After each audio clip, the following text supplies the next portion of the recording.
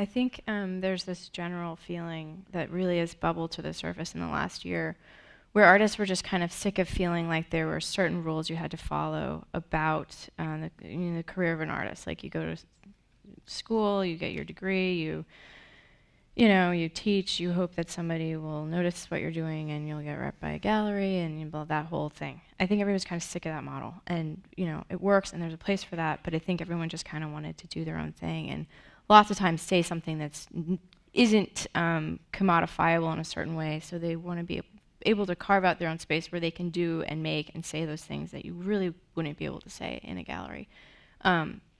So yeah, there are a number of collectives. The first one that comes to mind is Homecoming Committee out of Fort Worth, which my friends Bradley Brown and Gregory Roop started last year. They did a bunch of really, really cool sort of relational aesthetics interventions where people could interact. Like they built a spaceship. They did a show called Hands on an Art Body last May, where the last person standing touching a piece of art got to take it home.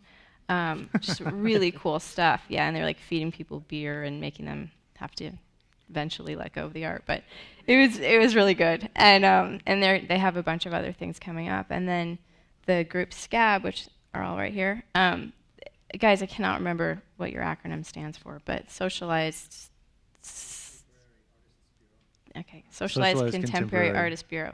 Great.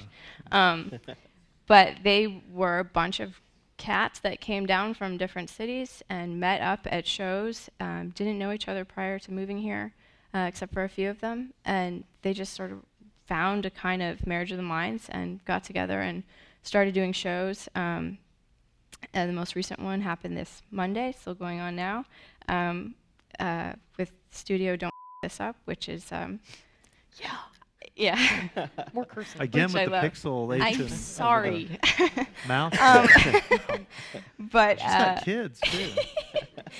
They did this really innovative project here, where they, on the first free day at the museum, they did a project called Early American Drawings, I think that's right, where you could print out a QR code packet, you could scan it, and then you could hold up your smartphone or whatever device you have that's way smarter than my phone, and see an overlay drawing over the art in the American wing here at the DMA.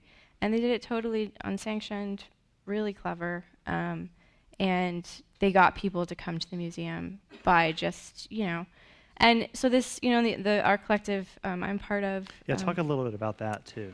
Yeah, the Art Foundation actually started a year ago after the last State of the Arts with the four heads of the museums and Michael Kors from SMU.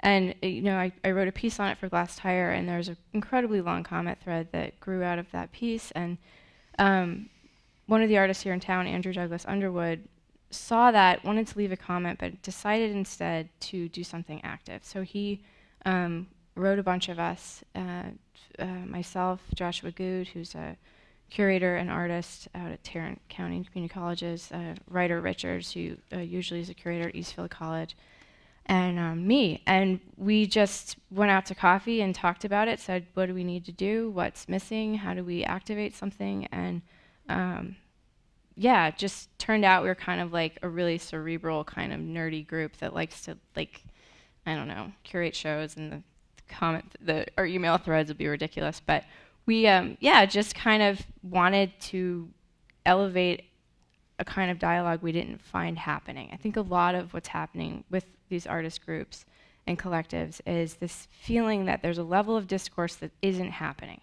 And so if it's not happening, do it yourself. And that's really incredible that everyone, this happens everywhere, but for some reason we're just feeling it really on the surface lately, where everyone is just determining things for themselves and to some really interesting ends, I think.